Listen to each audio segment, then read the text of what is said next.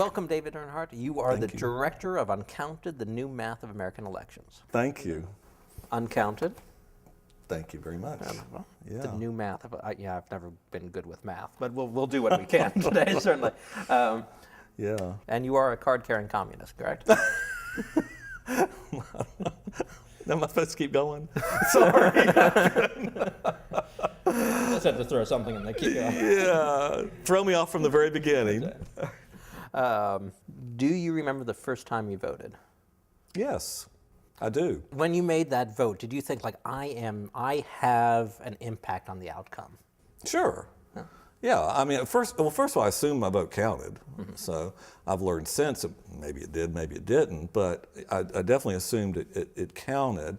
And I do remember, you know, what I've heard a lot of people talk about is that almost church-like moment when you vote, which was it's a real sacred moment, you know, when the curtains closed, and these were the old lever style. Which I love. What was wrong with that thing? It was dramatic, and it had that same sort of Vegas slot machine quality, which I really enjoyed. So you talk about this church-like quality going into the... Sure. Sacred right. Sacred right. Sacred right. Yeah. But now does it feel like you're in some sort of David Koresh institution, or what's gone wrong? It doesn't feel like church to me anymore. Well, I think it's, you know, no, it doesn't. I think it's very upsetting. Now, I had my period where I thought, these choices, you know, I really had a feeling that, and I don't really discount that not voting is an act. You know, not voting can be considered a rejection of the system, can be a rejection of the choices, and I don't necessarily, but I've kind of gotten over that. We have a lot of rebels in this country, don't we? Well, I've gotten over that. I think that actually, you know, we're in a country where the voting turnout is so low that I think actually it ends up creating a more passive community when you have a low turnout rate. So I think voting is a good thing. So I'm kind of vigilant about it now, especially after I've realized that maybe the right's being taken away. That makes me even more hardcore and stubborn about the whole thing. I'm just waiting for the election where we get results that are 58% for one party and like 54% for the other party, and let somebody. Well, you know, we did have that kind of something like that in the film where you had, you know, Gahanna, Ohio, where there were 638 voters. And somehow they ended up having 4,258 votes for George W. Bush. I think Bob Petraeus called it the greatest faith-based miracle of modern times.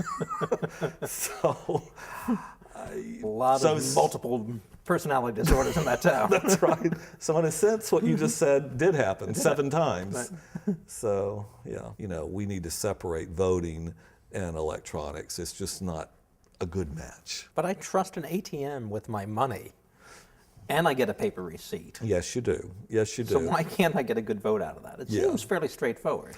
The problem is what you're talking about is the stakes to run our entire country. I mean, the stakes on this are actually higher than an ATM machine. And it's just too easy to manipulate these machines and it not be seen by the election official. That's the problem. It's just too easy to hide this stuff.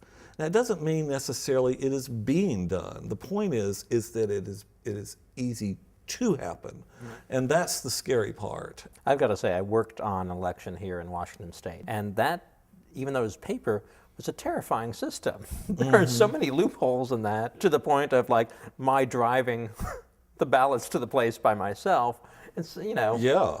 Well, and see, that shouldn't be. Right. You shouldn't be driving it by yourself. Oh, I shouldn't be anywhere near the votes. That's right. I mean, it should be. I wanted that stadium built, damn it. That's right. That's right. That's the scary part of paper ballots, is that you really do have to design an accountable system. You can't have Warren driving it by himself in a car. You know, you just can't. That doesn't work. No. It's just too easy to see how that could be manipulated. Certainly not, impugning your character here or anything. Well, what did you do with those ballots? So, yeah, but at least in that situation, you at least have a chance to see it. You can't see it in the computer. Do you think we're at a point where the election process needs to take longer than it does? I mean, that... Yes. Because most people want their answers that evening by midnight if possible. Yeah, I think we need to take time. I will say, though, that kind of makes a certain assumption that there's somehow, when you go to something where it's more hand counting, that's going to just take this extraordinarily long time, and that's actually not true. You know, a typical precinct might have 500. I mean, just think about counting 500. It's not an extraordinarily complex process. So, yes. Bottom line is yes, I think it needs to take whatever time it needs to take. I mean, it's only our democracy.